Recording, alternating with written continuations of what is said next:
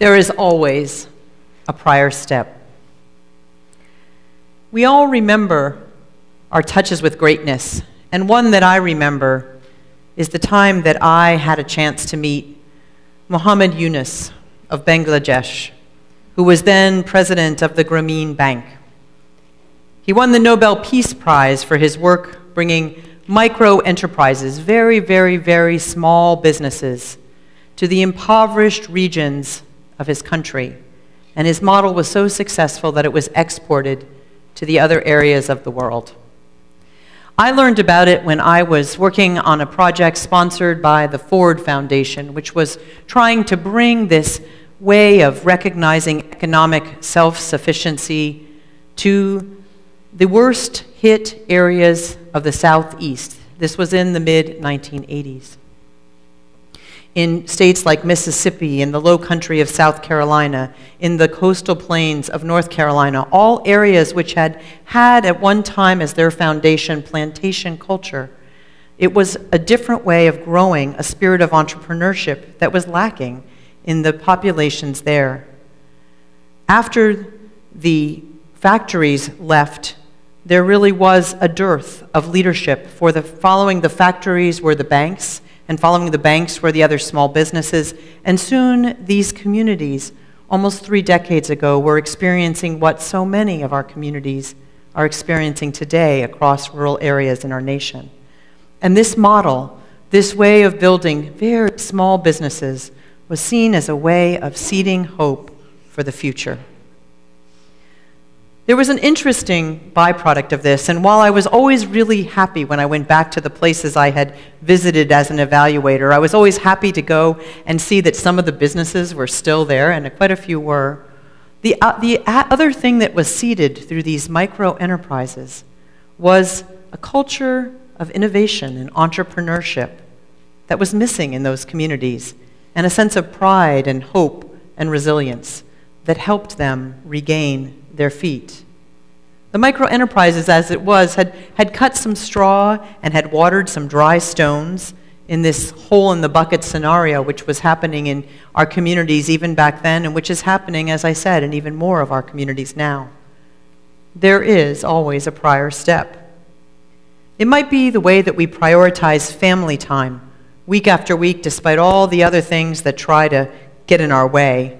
It might be the way that we decide to save some of our money and not spend it all on all the wonderful things that entice us at every waking moment of our lives. It might be the way that we decide to invest in the institutions that carry our values forth into the next generation. It might be the way that we prioritize time with people that we know we will not always have with us. For when we make these decisions, it doesn't change the impact of hard times that may come later, but it does make them a little bit more bearable.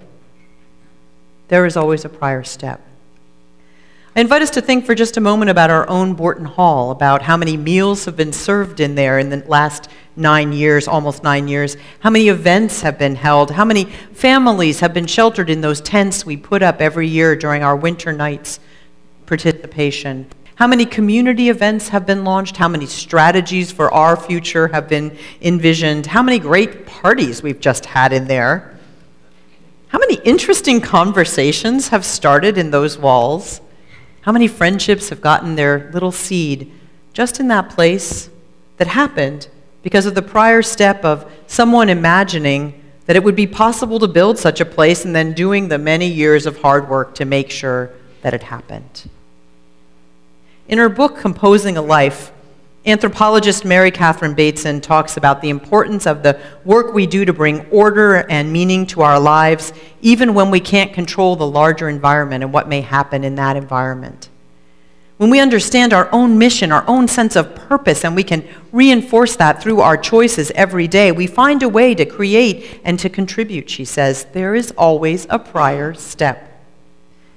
As I said earlier, the topic for today's sermon comes from Sue and Les Polgar. It may be familiar to you, those of you that get email from Sue in your leadership functions, because she has it as part of her email signature. There is always a prior step. I asked her about the history of it, where she came from, and she said, you know, it just occurred to me one day that there's always a prior step, and the more I thought about it, the more true it was. And I'll say in the weeks leading up to this sermon, I agree. The more you think about it, the more it is in fact true. On one level, it talks about preparation. You know, the way that we shape the tools that give us what we want in life, the sharp point on the pencil that allows the precise drawing to be made, the care in mixing colors that allows the brilliance of the painting, the careful mounting of screen in a frame of wood that allows the fibers to be molded into new paper, which is what I do with Christmas wrapping every year to the great horror of my children. Artists and craftspeople, engineers and scientists alike know that the right tools for the job make the job possible. The tools in this case are the prior step, but it's also the research that's needed to design a successful experiment. It's the research needed to find the right preschool for your 3-year-old.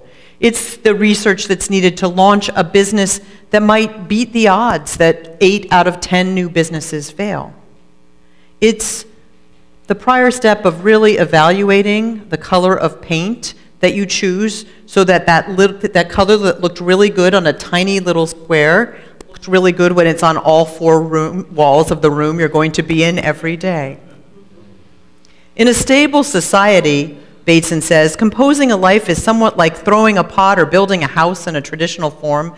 The materials are known, the hands move skillfully in tasks familiar from thousands of performances, and that is how common a life is understood. And she is the daughter, Mary Catherine Bateson, of Margaret Mead. So she was trained from a very young age to observe and notice and see patterns. There is always a prior step. It's a certain quality of attention that prepares us for what is to come, whether it's investing on being physically healthy, having a strong physical self, a good work ethic, or a loving heart, whether it's cultivating patience or perseverance, or the attention to detail which allows us to take advantage of opportunities when they present themselves. And these opportunities come to us in all forms and every day of our lives. Mead notes that we are the first generation where 4 generations of a family are not uncommon. She calls on us to rethink the way that things are shifting, and yet we're still having the same conversations. She says there are many times we tend to think about those prior steps when we are in the first throes of our careers, but she asks people to think now that there really is what she calls an adult 2 life. And that's the life that happens for people in those first decades now after retirement, because people are now living so much longer than they ever envisioned that they would live. She says today the materials and skills from which a life are to be built are no longer clear. It's not possible to follow simply the paths of other generations. Our lives not only take new directions, they are subject to repeated redirection, partly because of the extension of our years of health and productivity. There is always a prior step. Even when you face great upheaval in your life, great loss, and you're forced to reassess. Sheryl Sandberg faced this when her husband died suddenly, leaving her with 2 young children. For a while, she didn't know if she would make it. And yet the care that she and her husband, Dave, had taken with their family and who they were together, and her own inquisitive and resilient nature began to kick in. Out of her despair, in conversations with her family friend, Adam Grant, who was a psychologist and is a psychologist, she developed a website and a book they call Option B, because she said she wanted Option A, which was her husband alive, but all she had was Option B, so she decided to make what she could out of it. How to keep investing in our lives when we face sudden loss or divorce, or we have a child with special needs, or we face discrimination, or we recognize a pattern of family trauma, or we lose a job that we loved, or we realize that we or someone we love is struggling with addiction. Sheryl realized that she had planned her whole life, and she thought she knew its trajectory. And yet, she was one of the nation's most recognized planners. She is, in fact, the COO of Facebook. But when she was faced with catastrophic loss, she didn't even know how to walk into a room And people in that room didn't even know what to say to her after that loss, because her life was so transformed. What she had to find were new sources of resilience and joy. She found comfort in those first unlivable days by returning to her Jewish roots, and in her later months she began to grow anew and in new ways those core competencies that were really who she was, what she had built over the years as a planner, as a communicator, as an analyzer of life and its lessons. The same things that made her a leader at Facebook also applied in her own life as she guided, with Adam's help, she and her children through this new life that they never wanted to inhabit, but there they suddenly were. She engaged in what she called post-traumatic growth, and it's a kind of resilience that's possible because of who we are and what we've invested before. And for many of us, it feels many days like this world we're in is just one of constant change and in constant loss. And so it's important to think about this. She was the speaker at last year's UCal Berkeley commencement, and she spoke about what she learned about resilience. She said, "Dave's death changed me in very profound ways. I learned about the depths of sadness and the brutality of loss, but I also learned that when life sucks you under, you can kick against the bottom, you can break the surface, and you can breathe again. I learned that in the face of the void, or in the face of any challenge, it matters that you choose joy and resilience. And I'm sharing this with you today in the hopes that as you take the next step in your life, you will carry the lessons that I only learned in death, lessons about hope and strength, and that hope that will not be extinguished." She says there is, in fact, this because we make investment in our better times, in our moments of competency and control, in those things that will hold us when life leads us to be swayed. In this way, we can be like those palmetto trees in the low country of South Carolina, which in those storms bent all the way to the ground, and yet were able in the days afterward to lift back up again. Another set of discontinuities is being created by the shifting business and industrial environment, she said, and she said this almost 30 years ago.